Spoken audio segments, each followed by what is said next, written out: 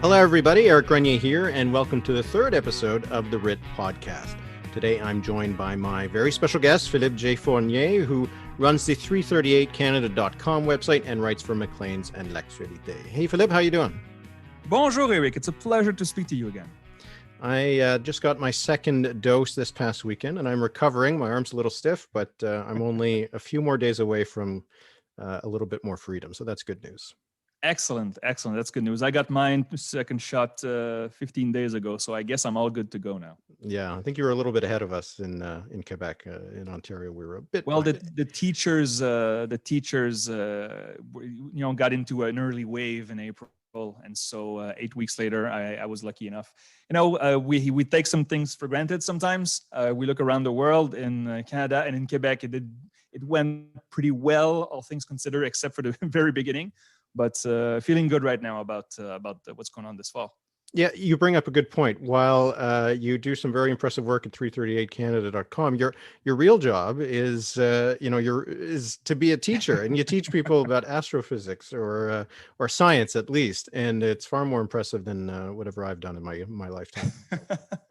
Astrophysics, astronomy. I've been teaching that for now 18 years in Cégep. So for those who don't know, it's post-secondary education in Quebec. It's going very well, but now I'm part-time because, 338 Canada and my writing for Maclean's and Actualité take a lot of time. But I still, it's a very cushy job with job security. So I'm not going to let it go just for the being in media sometimes can be very unstable, as you may know, of course. Yes, of course. Well, maybe at the end we can discuss Star Trek versus Star Wars and decide. All right, let's actually get to what we're supposed to talk about here, which is politics. So the first thing I wanted to talk about was Justin Trudeau's tour to the West. He went to Calgary, where he announced funding for the Green Line, some transit in that city. And he went to British Columbia and signed a child care agreement with the province. He also did one in Nova Scotia this past week. So what do we make of the fact that he's gone out west? On the one hand, delivering for constituents in Calgary and British Columbia, things that they want and need. On the other hand, probably helps him out in an election. Oh, absolutely. There's no doubt about it. And of course, the pandemic made so that our politicians could not travel as much as they wanted. And we know that Justin Trudeau, whatever you think of him as prime minister, he's a good campaigner. He really likes to be on the field talking to people and making those kinds of announcements. And when you look at the polling, well, there's a chance that a few seats could break out in Ontario, in Alberta towards the Liberals, maybe a few downtown seats in Calgary, a few in Edmonton. And so making those announcements just before the campaign. And also, as you saw, Eric, some very poor polling for the Conservatives, Erin O'Toole in Alberta. Maybe he can smell blood in the water, and he figured he could win maybe 3-4 seats in Alberta. That would be a good harvest for them. Yeah, I think so. I think they would like to win some seats in Alberta. They won 4 back in 2015, so they'd like to win at least some of those again. And British Columbia has been a good place for them in the polls recently.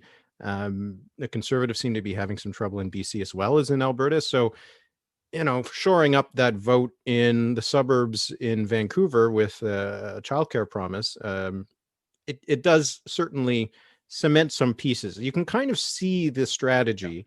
Like I said, we shouldn't just be too cynical. Like, governments delivering for people is part of the reason why they get elected. But they have the train line that they promised between Toronto and Quebec City, the high frequency train with a stop in Trois-Rivières, which is very nice for the people of Trois-Rivières who don't have a stop currently.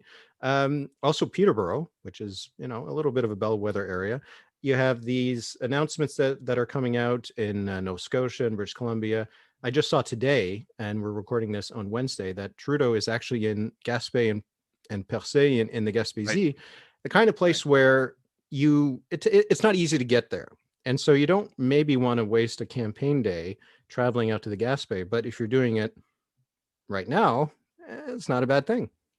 Absolutely, and it's a beautiful region of Quebec that that the Liberals, I think, won by less than 200 votes last time around. I think her name is Le Boutier. She won a very close victory against the Bloc Québécois. So why not go there? Right now, Yves-François Blanchet is touring the regions of Quebec, and so the Liberal leader knows that he cannot let too many seats slip away in Quebec if he wants to get a majority. Let's recall that the Liberals won 35 seats in 2019. They won 40 in 2015. So to get at least 38, 39, 40 would be, I think, a minimum to reach the majority threshold. So yeah, it's the right time to do it.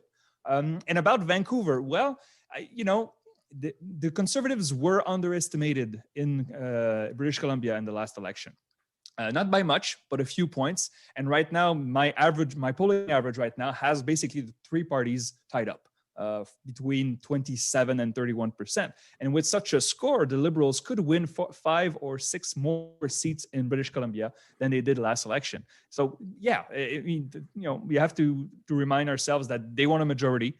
They were 13 seats short last time. So if they can win, maybe 3 in Alberta, maybe 5 in BC, you're halfway there, right? More than halfway there. So this pretty much shows that the election is a done deal, right? It's not official, but this campaign that we're seeing right now shows, it's going to happen for sure.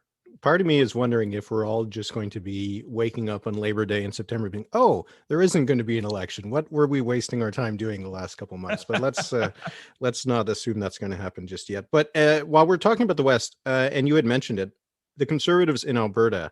So Trudeau was, when he was visiting, he had I would say what looked like a somewhat awkward meeting with Jason Kenney. I don't think the two of them like each other very much. And when he was asked about equalization, he made the point that the rules that are in place now were set in place by Jason Kenney and the cabinet that he was part of when he was in government with Stephen Harper.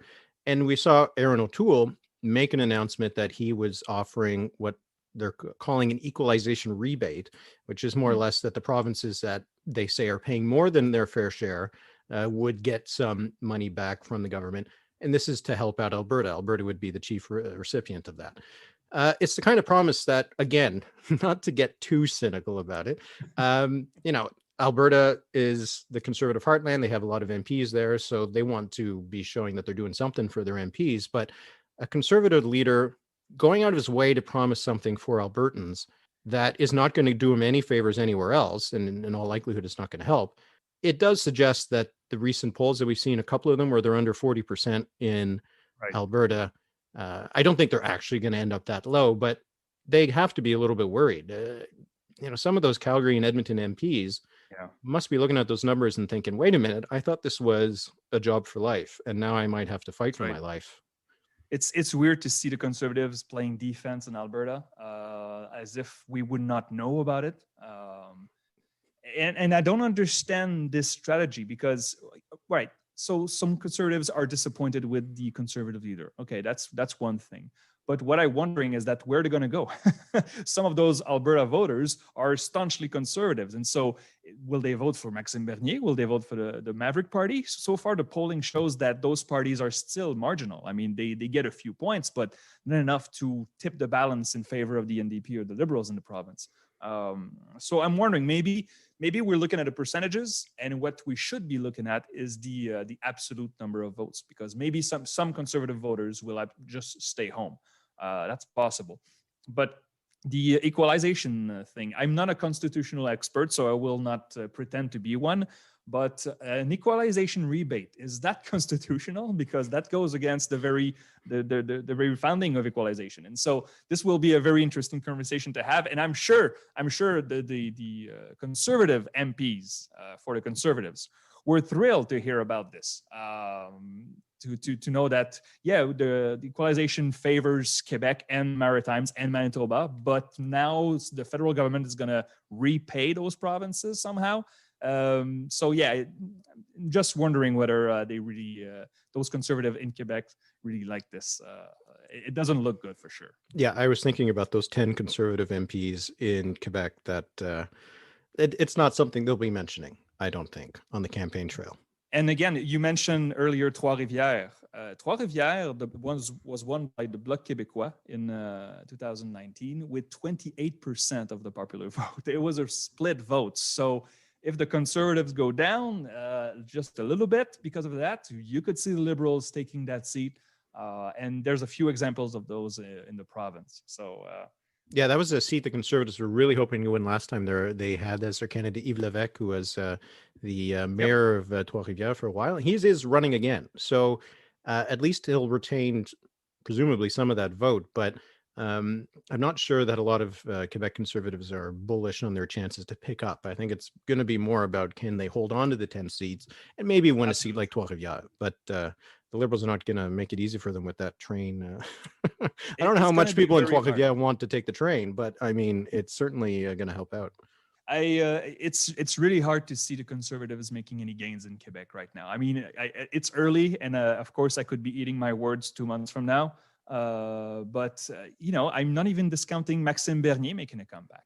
He had 28% of the vote in Beauce, lost by, I think it was 9 points against Monsieur Lehoux. And so they have really poor numbers in Quebec. And I think many Conservatives in Quebec are actually nationalist Quebecers. And it would not be a big step for them to vote for the Bloc Québécois. So we'll have to wait and see. But it's, the Conservatives need at least, you mentioned those 10 seats in Quebec. They need those seats to win. And if they don't even retain those, it's bad news. Yeah. And especially if, you add to that 4 lost seats in Alberta that they could have counted on before. While we were talking, we keep on, it's kind of natural, I suppose, that we keep on going back to Quebec, but going back out to the west. Yeah. There was the news that we had from Vancouver Granville that Jody Wilson-Raybould is not going to be running again. She was elected as an independent last time. She took 33% of the vote. The Liberal candidate finished 6 points behind. And when you look at the way that the vote shifted between 2015 and 2019, it was really that Jody Wilson-Raybould took the NDP and the Liberal vote and just kind of took those 2 votes and was able to win with that. So the question is now, does this make the seat a Liberal win that is much more comfortable, or could we still end up seeing that maybe some of that Jody Wilson-Raybould vote goes back to the NDP if they were motivated to vote against someone for someone who was standing against the Liberals? How much of that vote is going to go back to the Liberals this time? That's very interesting. It's very hard to do any modeling in these exceptions in these electoral districts where you have a strong independent. But as you said, 33% of the vote. So it was not an overwhelming victory for Jody Wilson-Raybould. She won because of a split vote, and of course because she of the name. But I'm looking at past results. If you transpose the results in the 2011 election, so that's the Harper majority election. The Conservatives won with 35%. And so it was not that strong to begin with. I mean, in a grand victory for the Conservatives, they only had 35% of the vote in that riding. And of course, it has changed a lot in 10 years. Urban Canada has shifted away from the Conservatives for the most part, including, of course, Vancouver. I'm thinking it will lean Liberal. Perhaps some of it will indeed go to the NDP, but the NDP has, maybe a 25, 27, 28 ceiling in that riding. So maybe a strong Conservative with a split vote could make the NDP. But right now, I have it as leaning Liberal. What do you think? Yeah, I think if the Liberals are having a decent campaign and their numbers seem to be pretty good in BC, then you would put them as the favorites. But if the NDP does well in BC, we've seen, their numbers in British Columbia are pretty good. Then that's the kind of seat that maybe they could pick up based on a split vote. Because the Conservatives, as you said, they do have a base there too. So if the Conservatives are taking 25% off the table right from the get-go, it doesn't take too much for the other 2 parties to kind of split things up and have a bit of a surprise. It's kind of interesting in Vancouver and the Lower Mainland in general. There are a number of those seats that are 3-way races between the Liberals, the Conservatives, and the NDP.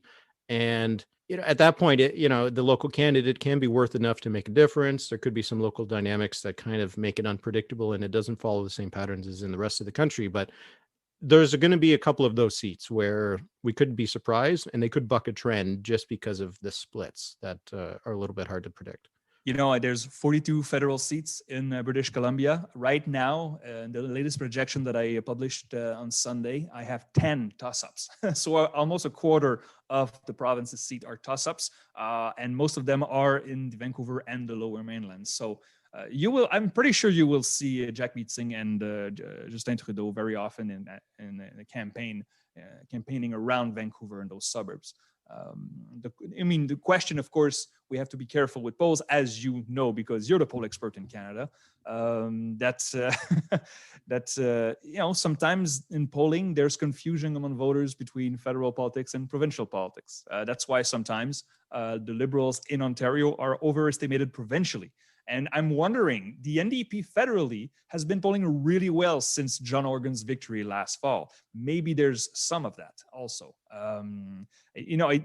It doesn't need to be that much to make a swing. I mean, right now I have the NDP on average at 29% of the province. That is really strong. Is it possible that they're that strong?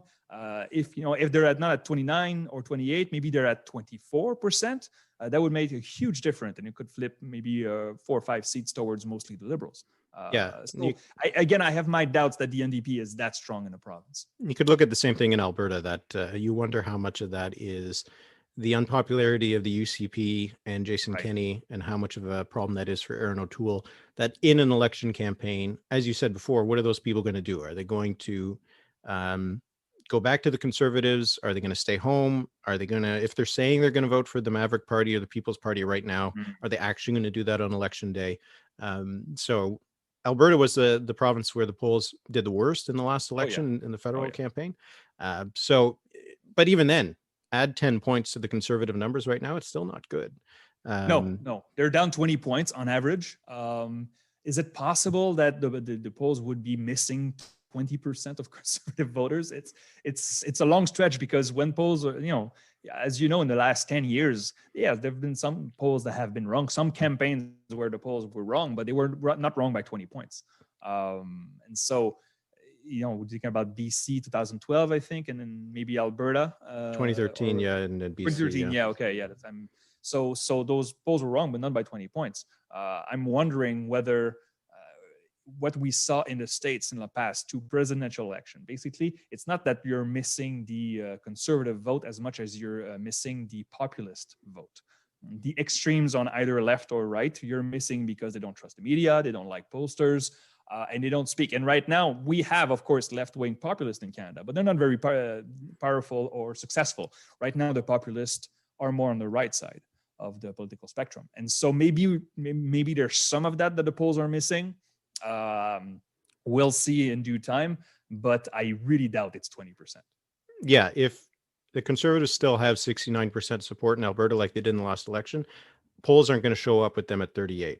That's just not going to happen, right? No. So they're down. I guess we'll have to wait and see how far down they really are. Speaking of being down, the Greens, story. What is happening? Oh my, I don't know. Every week it's something else. Now the Canadian press has reported that the Green Party Federal Council, the people who seem to run the party, at least that's what we're discovering over the last few weeks, they're considering withdrawing $250,000 in funds for Annamie Paul's campaign in Toronto Centre. I don't understand. Just throwing the towel in the district that was going to be hard anyway. Let's be honest. Toronto Centre was not great riding for Annamie Paul. I know I believe she lives there, or she's close to there. She's from that area. Exactly. So it's a natural move to want to be an MP where you live or close to where you live. But it was a weird choice of district. And then you have the party not siding with you. Just pencil this one for the Liberals, maybe. It's bad news for the Greens for sure. I don't quite understand. Now they say that their finances aren't good enough, that their fundraising, while it's been better, their expenses are too high, and so they can't afford it. But this $250,000, where is it going to be better used for the Green Party than electing their leader? It is just bizarre. And, you can question some of the decisions Annamie Paul has made over the last few weeks in terms of how she's handled this stuff. But the way that the party council has treated their own leader, I don't understand, if you're a voter, how you can look at this and say, this party's got its stuff together. Maybe, we can put this aside. It just does it. I wonder whether Canadians are noticing this and are caring about it, and whether the Greens will still get 4, 5, 6% of the vote, or is this going to just push people off during an election campaign? I'm not sure how. If we see stories like this during the campaign, right now people might not be noticing, but the day before debate, we find out that the federal council has, who knows, anything, muted their leader again. It's just a disaster for this party. I don't understand why they wouldn't just, if they really dislike her and they really want her not to be leader, you don't have time. Wait until after the campaign's over. And also, you're not going to win this campaign anyway. There's no breakthrough coming your way. I mean, I don't want to be pessimistic about their chances, but you have to look at the numbers. I mean, I remember in 2019 when the SNC-Lavalin story was raging, we saw polls with the Greens at 10, 11, and 12% nationally. Those happened. And so these were probably disgruntled Liberals saying, you know what, I care about the environment and the Liberals are, not doing it for me right now. I'm going to vote Green. But we don't see that right now. We see them at their floor of 5, 6%. And so what are you hoping to achieve? As you said, that $250,000, you want to split 300 ways and spread it around the country. That's not going to be useful. I mean, if again, I spoke with many people in the Green Party in the past year, and the exchange that I had with them is like, yeah, you want to move Canada first past the post system, but first, to change the system, you need to beat the system. You need to find a way to elect MPs, and the example that you should follow is Québec Solidaire, provincially here in Quebec, that they knew that the national campaign did not matter as much since they're a small party. They concentrated their efforts in a few ridings, and it worked for them. What will the Green Party do with all this funding in Outremont or in the West End of Montreal or Northern Ontario? It's not going to help. You have to target. And why was there more story about Guelph, for instance, in Ontario? You already have an MPP there. He's relatively popular. He gets a lot of airtime for considering that the Green Party of Ontario is not that popular. You have 5% of the vote or something. So you have to concentrate your efforts to win MPs and then in a hope to change the system. I mean, the Green Party would love to have a strong minority for the Liberals so that they can have the balance of power. But they need at least a handful of MPs, and it's not even sure that they will keep the 2 that they already have. Yeah, well, I think they have some issues to deal with, and I'm sure in the coming weeks there'll be more to come. The vote for whether to hold the vote on whether to to replace Annamie Paul is supposed to take place on July 20th, so that's only 6 days from now. So the story's not over. Well, the thing is, I'm thinking that there's no winner here either way. What the result of the vote will not much change the outcome of this internal strife that they're having. But yeah, sounds lose-lose.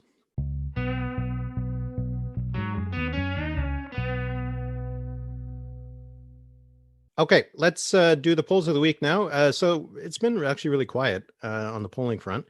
So we're going to be focusing just on 2 polls here. One of them is the one from Abacus Data.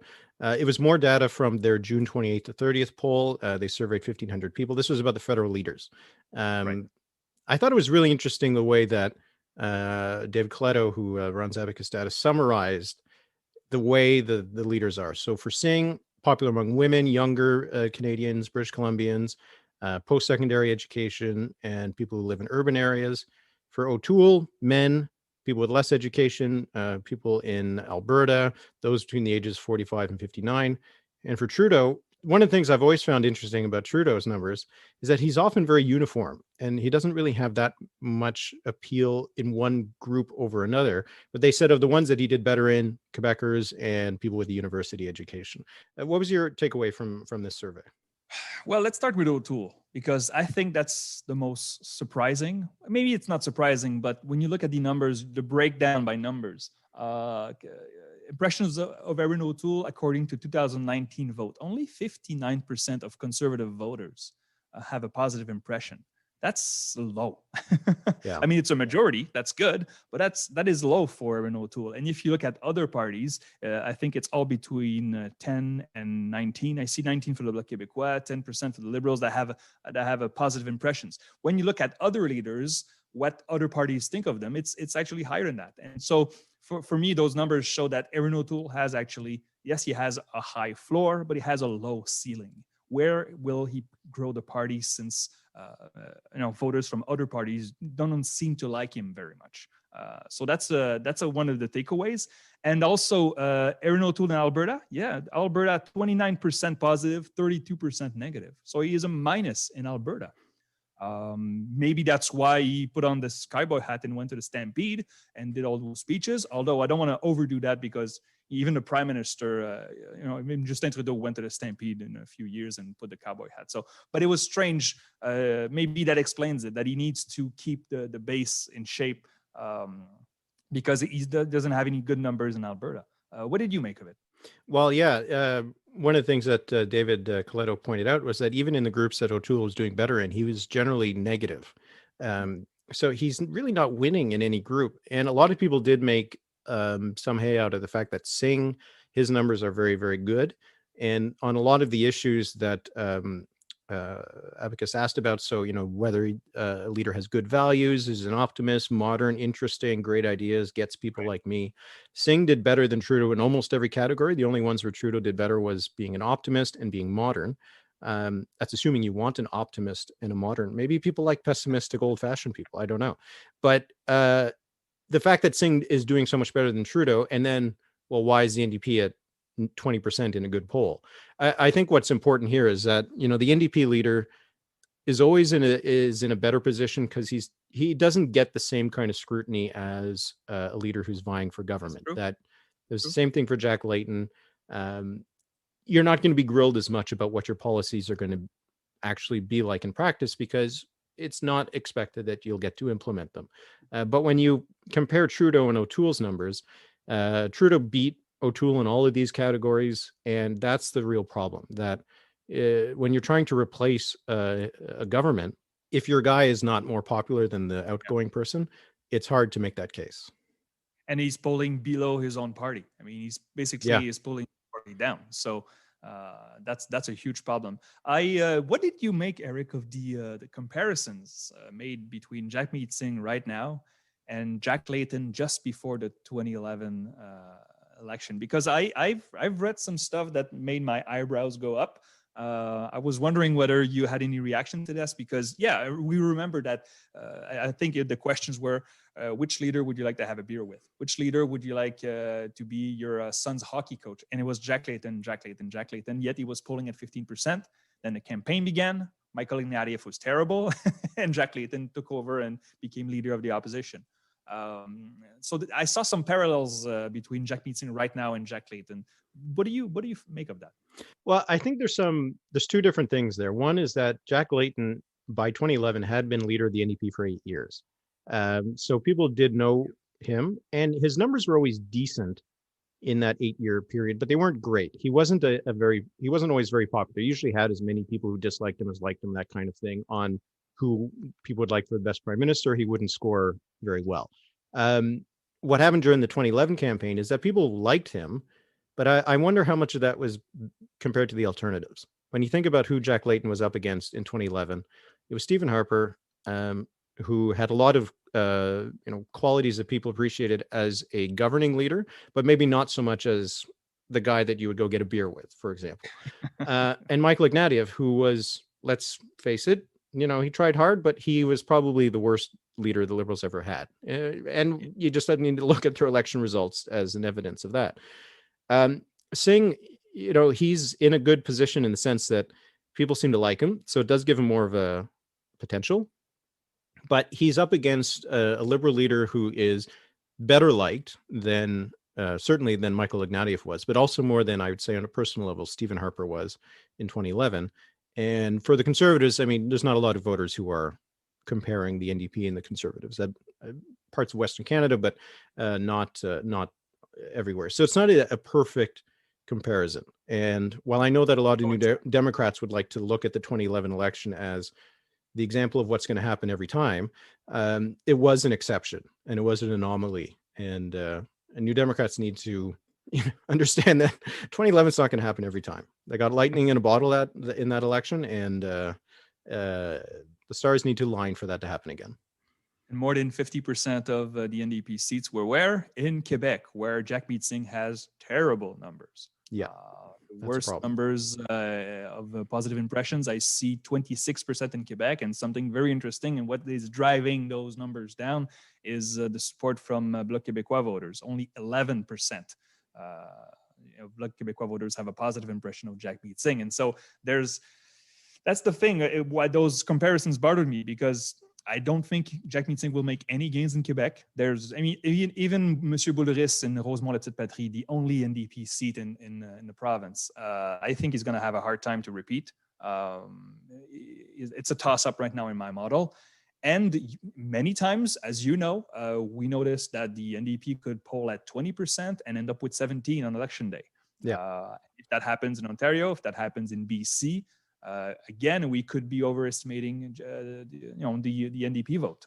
Jagmeet Singh is doing well because people like his go happy attitude, but and the Bloc Québécois is not disintegrating like it was in 2011. Let's not forget that. Gilles Duceppe in 2011 became very grumpy in a matter of days because he saw the polling and it just got worse and worse and worse, and Jack Layton benefited from that. So yeah, I saw those comparisons and it bugged me because I don't think it's a really good one. But it's interesting, in recent polls, as you said, we saw the NDP polling at 20%, 21, even 22, according to Léger. I think it was the last one. If you just take that piece of data, if you tell me that the NDP is at 21%, my first reaction would be, ooh, the Liberals are in trouble. But that's not the case. And so maybe there are some orange-blue voters out west that could make a difference. I don't think there's many of them, but it's possible that it could make a difference in a few seats. Yeah, and just to go back to the Bloc, if the Bloc collapsed this time, that vote's probably not going to the NDP. No. Right. No, so it went to the NDP in 2011, but that vote has changed, and so anyway, we'll see what happens with Singh on the campaign trail this time. He had a good campaign last time. Speaking of that, the other poll was the Nanos Research poll. This is their weekly 4-week tracking poll. They always put out the best PM numbers every Tuesday. So this poll ended on July 9th. So it's more or less most of June and the first week of July. Why I wanted to talk about this one is that, so on who Canadians wanted as prime minister, thought was the best, Trudeau was at 37%, and Singh was in second at 18%. He was up 4 points from the previous month, but O'Toole was down 6 points from the previous month to 14%. This is the latest poll that have shown O'Toole either running even or behind Singh on best prime minister. And as far as I could tell from the Nanos poll, which has been going back since I think 2014, this is the worst result for a conservative leader since 2016, in the midst of Trudeau's honeymoon and when they didn't have a permanent leader. They had Rona Ambrose, but she wasn't going to be the prime minister. It's just not a very good number. Oh, also, Annamie Paul at 1%. Like, we haven't seen so much in support for the party, but this might be a sign that what's happening for the Greens has sapped her support. Because a month ago, if you look at the last cycle for the Nanos poll, she was at 4%. So, wow, it's having a bit of an impact. You and I are numbers people, so I'm very careful in my analysis. I don't want to do editorials, as you know, but I'm just wondering, and it's an open question. Maybe people will know the answer, but what has O'Toole done that's so terrible that he's not polling that well? I mean, he's trying to pull the Conservatives towards the mainstream. I know this carbon tax this carbon pricing mechanism that he introduced. It was like kryptonite for many conservatives, but I think it was a way to show that the Conservatives were entering the 21st century and were trying to steal votes from other parties on this issue. And I am just wondering is it his personality? Is it his? I remember last year when he won, I listened to his speech. I was on Radio-Canada doing analysis, and I thought he was pretty good. His French is pretty good. I think his French is better than Renaud Scheer's. but for some reason it's not sticking. It doesn't seem to be working. And maybe in the campaign he will find a new groove, and people will take a better look at him. They will hear him every day on the TV and the radio. Maybe it's going to change, but these are terrible numbers for conservative leaders, considering also that it's also conservatives voters that do not enjoy him much. Yeah. I don't know either why. Andrew Scheer's numbers at this point of his leadership were much better. And I'm not sure if their style is all that different. If I had to think about what the things are that might be causing the problem for O'Toole, is one, he does have more of a partisan approach, a bit of a sharper way of going after the Liberals that I think it might grate on people a little bit. But one of the other things I think is probably the biggest problem for him is that he, during the Conservative leadership campaign, he tried to run as a very conservative, very friendly to the social conservative wing, and then make the transition after the leadership race was over. We've seen that happen lots of times. But I think that there is a bit of a problem for him with authenticity, that when he does come forward with moderate positions, I think it might be seen by a lot of Canadians as cynical, not as authentic, that he's saying this to get appeal from moderate voters, but really he's still cozying up the social. I think that's a bit of the issue. That could be one of the issues for him, that I don't disagree. I am sure it's part of it, but between you and me, I mean, he did what he had to do to win. It was the exact right strategy to win the leadership. Yeah. I don't know if voters like that. Voters don't, they like people to be consistent, but you know what? Like you said, we'll see if the campaign's going to change anything. It was second after Peter MacKay in the first round, right? Yeah. If I remember correctly, it was close, but Peter MacKay won the first round. And so without the social conservatives, you would have lost. Leslyn Lewis was actually leading in the popular vote, like the raw popular vote, on the round that she got eliminated on. So it just shows he did need to do that to win. But, if you make sacrifices to win a leadership that cost you a general election, I guess it'll ask whether that was worth it.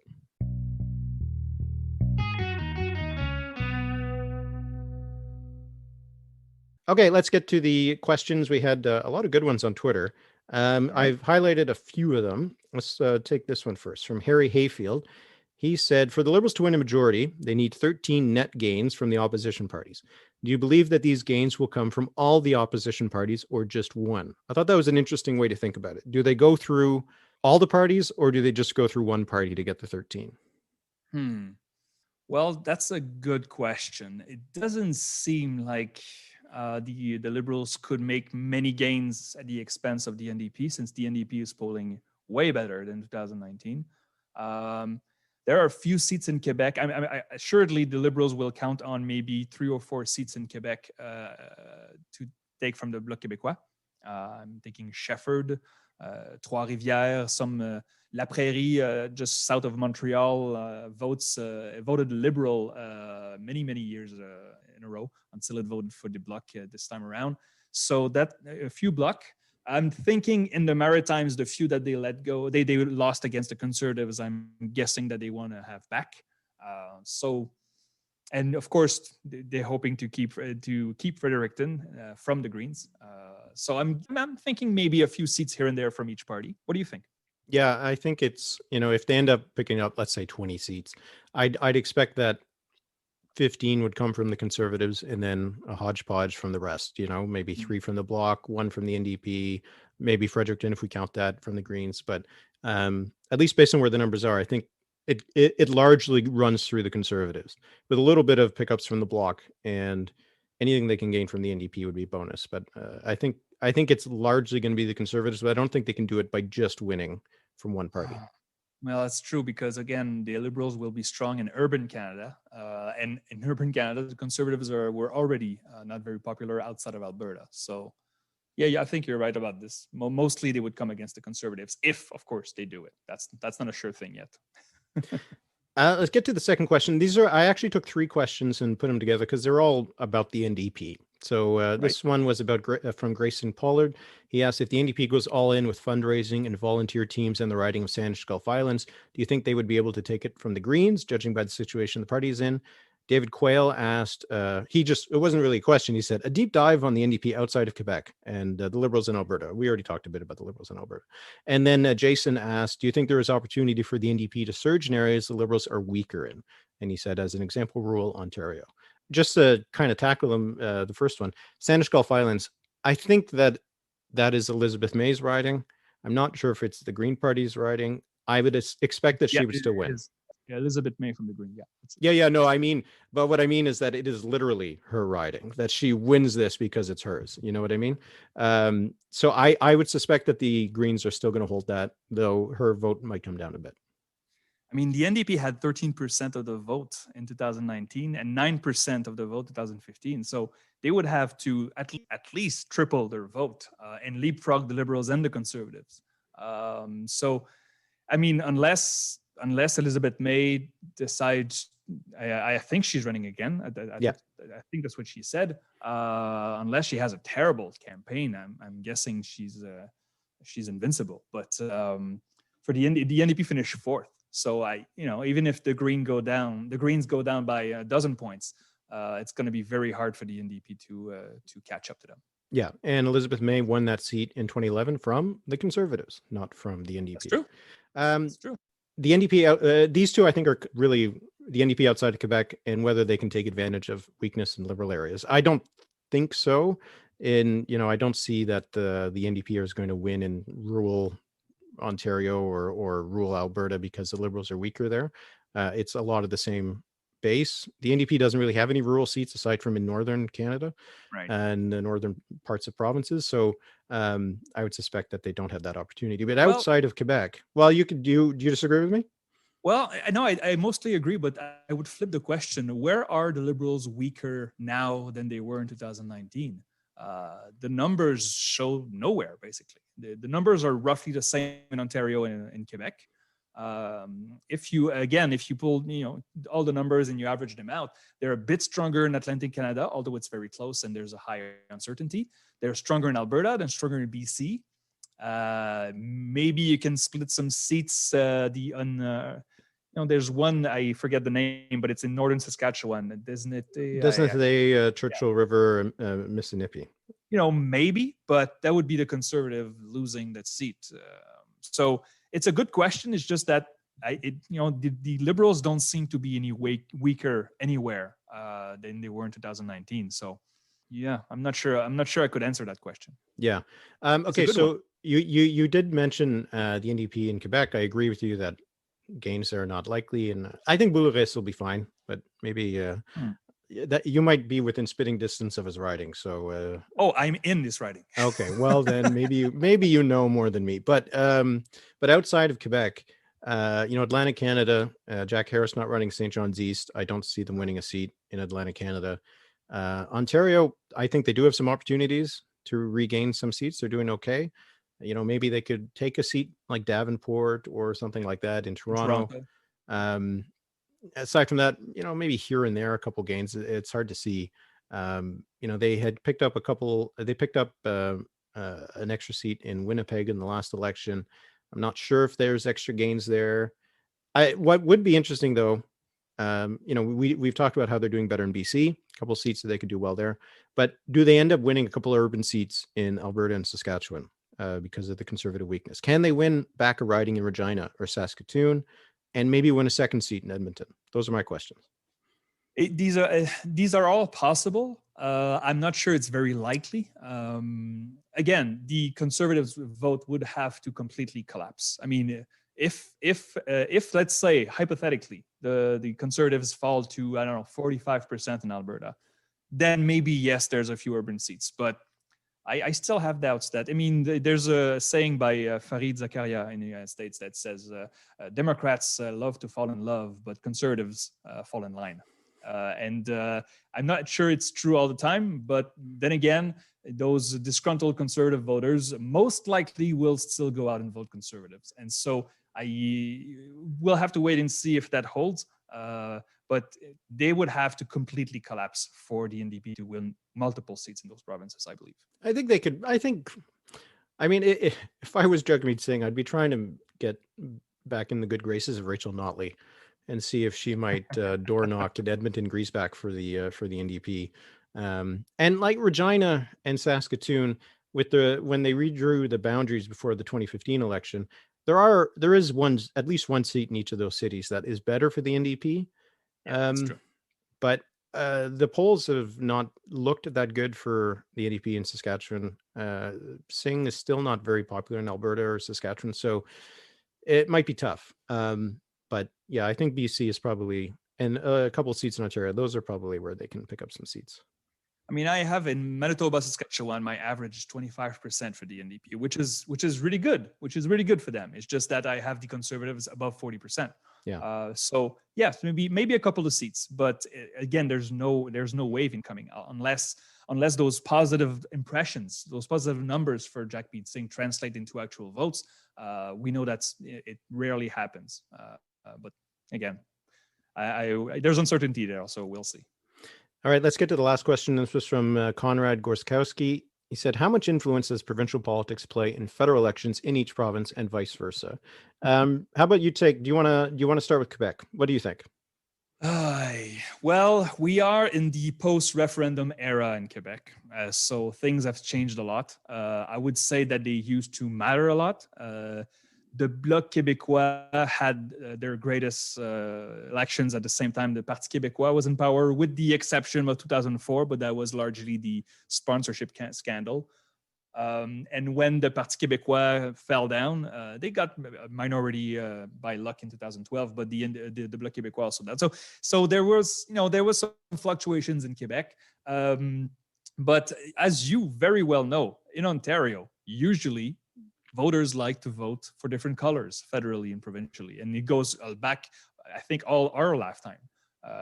When you have a strong liberal provincial government, they vote conservative federally and vice versa.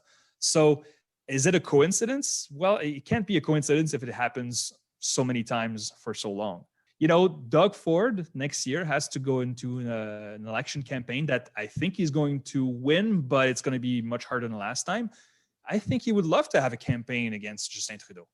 And you know what? Justin Trudeau maybe loves to have a campaign right now, and he can point to Ford and Kenney as adversaries. So I think it's good to have a good villain in your campaign. And for Justin Trudeau, those conservative premiers, I remember Jason Kenney in 2019. Did he mention Justin Trudeau more often than Rachel Notley? It's possible. You need a good villain. I don't want to be cynical, but I think that's how they roll. Yeah, in Ontario, that it was a few years ago. I wanted to, because people always say that if one party's in power in Toronto, people send another party in power in Ottawa, and it seemed like the kind of thing that sounded true but must not be. But when you look at it, it is. It was something like 85% of the time. Right. Because if you go back in the history, the Liberal dynasty, Oliver Mowat, that was when John A. Macdonald was in the time when the Conservatives ran Ontario from the 1940s to the 1985 election. That was the time when it was, Saint Laurent and Trudeau, and when the Liberals were very popular in Canada. So we do see this pattern, and I agree with you, and I wonder as well: is it a coincidence, or voters actually thinking that way? Is it a cyclical thing? I don't know, but it's hard to go against that. Jean Chrétien winning 100 seats out of 101 in 1993, I think it was. And then Mike Harris a year and a half later winning a majority. Yeah. So yeah, it happens too often, I think, to be a coincidence. If we look at the other two, so if we look at Atlantic Canada and Western Canada, Atlantic Canada, I think the biggest difference is that the conservative parties there, the progressive conservative parties there, are far more centrist than the federal conservative party. Dennis King, for example, in PEI, is probably the least conservative premier in the country. And Blaine Higgs, when it serves his purposes, has been more than happy to come to an agreement with the federal Liberals when it works out for them. So I think there's less of an overlap. Although we have seen, for example, that the Greens doing much better, the federal Greens in PEI, New Brunswick in the last election after those provincial campaigns. So there's definitely a link between those two out in and Atlantic Canada, along with maybe Ontario, are the only places where the party system is the same, right? Where you've got the three major parties and the Greens, and so there is that overlap. But Western Canada is where it's very different. In most of those provinces, it's just a Conservative party, whether it's the BC Liberals, the UCP, the Saskatchewan Party, or the Manitoba Tories, versus an NDP. And that's where I think it gets complicated, because those NDP, those Democratic parties across Western Canada are a bit of a coalition of federal NDP and federal Liberal voters, and the Conservative parties generally are just the Conservative Party. But it is that split, I think, makes a big difference. I'm sure Jagmeet Singh raised a few eyebrows when he saw John Horgan and Justin Trudeau striking that deal, because that doesn't help him. It helps John Horgan for sure. I'm federally, the voters for Rachel Notley, some of them will go federally NDP, but many of them could go Liberal and would be very comfortable with that. So this is going to be the urban parts of those two provinces, BC and Alberta, will be very interesting in the next campaign. Yeah, and John Horgan, arguably, I don't even think it's arguably the most important New Democrat probably in the country, and the most powerful one. There's a huge amount of influence between provincial and federal politics, but it's not always a 1 + 1 kind of equals 2 kind of scenario. It's just the influence of the political scene federally is used by provincial leaders when it's to their advantage, and vice versa. So I'd say it's probably one of the oldest things in Canadian politics, that you can't separate the federal and provincial, but you can't equate them either. They go in Quebec. I released a poll. It was in the spring. It was a Quebec poll, but it had both federal and provincial numbers, and you could break it down. Those those CAQ voters. So about 50% of Quebecers, depending on the poll, those CAQ voters, who do they vote for federally? And it was almost a three-way split between the Liberals, the Bloc, and the Conservatives. So the CAQ really is a coalition, and they vote three ways in the federally. So this maybe it's the Quebec right now is the exception, as usual. All right. Well, this was a lot of fun, Philippe, and we'll have to do it again. So thanks so much for coming on the podcast, and I'm sure we'll speak again soon. It was a pleasure, Eric. Merci beaucoup. Thanks for having me. And also, I want to say, by ending this, best of luck in your new project. I think it's awesome. I've been reading it. I subscribed as the founding subscriber, I think it's called, a founding member. I subscribed, and I encourage everybody who's listening to this to do it, because it's really a great project, and I wish you the best of luck.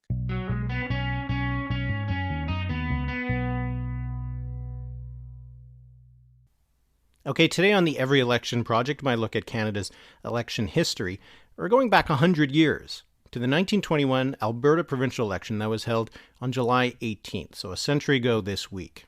At the time, Alberta had been a province for only 16 years. It had come in Confederation in 1905, and the party that had governed Alberta since the beginning of Confederation for Alberta was the Liberals. Yes, that's right. The first political dynasty in Alberta was a Liberal dynasty.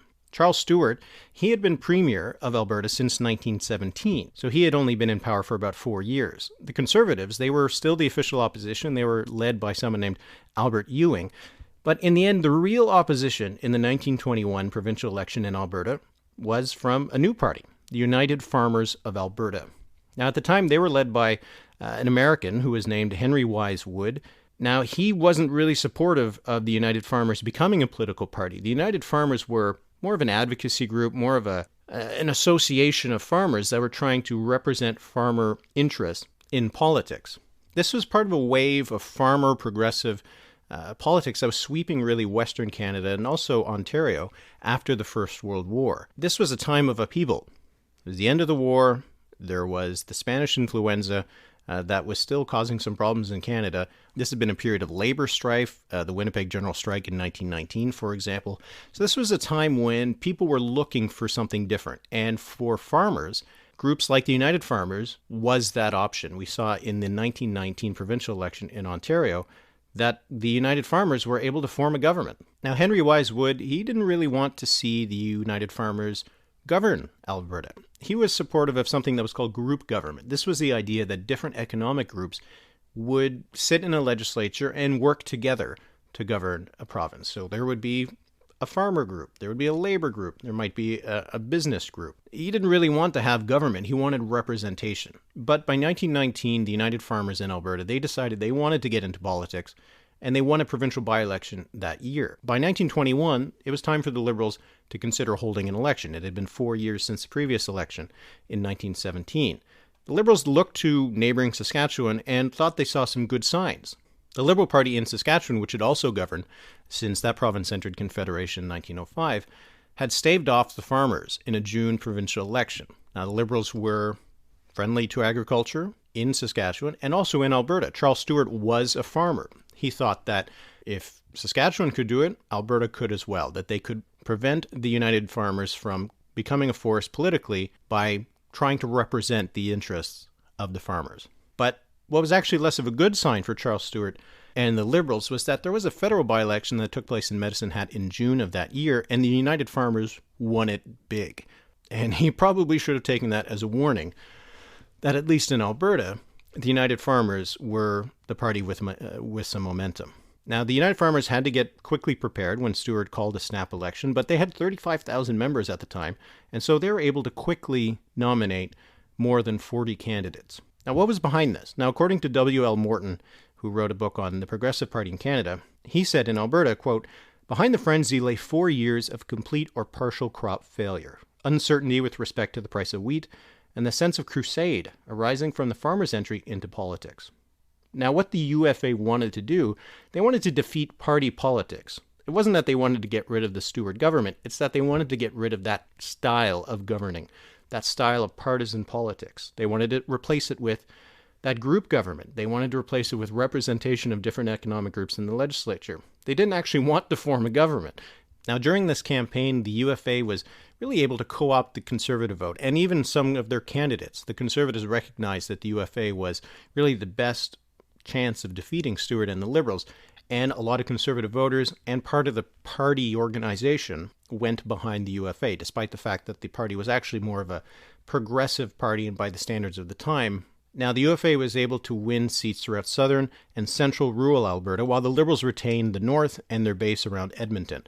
Some Labour and independent candidates were also able to be elected in Calgary and other parts of southern Alberta. When the dust settled, the UFA emerged with 38 seats, and despite the fact that they didn't really want it, that meant that they were a majority government. The Liberals, they were reduced by 19 seats to just 15, while 4 Labour MLAs and 4 independent MLAs were also elected. The Conservatives, who had won 19 seats in the previous election, were reduced to 0. The Liberals actually won the popular vote. They had 34% of the vote, but that's because they ran a full slate of candidates. They were down 14 points from the 1917 election. The UFA, which didn't run a full slate, finished with 29% of the vote. The Labour, Independent, and Conservatives, they each split the rest of the vote with about 10% each. The Conservatives actually only ran 13 candidates, so it shows that they really decided to get out of the way of the UFA. Now, the thing was that Wood was not the leader of a party. He was the leader of that movement, and so they needed to find someone to become the new premier of Alberta. Wood first invited John E. Brownlee, who was a lawyer who worked within the United Farmers and the United Grain Growers in Alberta, to become premier, but he rejected it. Instead, the title went to Herbert Greenfield. He was the vice president of the UFA, and Brownlee instead became Attorney General. Greenfield's time in office was not a particularly good one. He resigned in 1925 after 4 years of depression in Alberta, and he ended up being replaced by Brownlee, who would go on to be premier until 1934. Now, the UFA formed the second dynasty in Alberta's political history, and some would argue was actually an early ancestor of today's NDP. The election in 1921 is a bit of a centuries-old reminder that when things shift in Alberta politics, the results can be pretty dramatic. And that's it for the Writ Podcast this week. Thanks to everyone who has subscribed to the Writ.ca, and if you haven't, you still have a few days to take advantage of the 15% off special offer and get full access to all the content on the site. I'll be back next week. Until then, thanks for listening.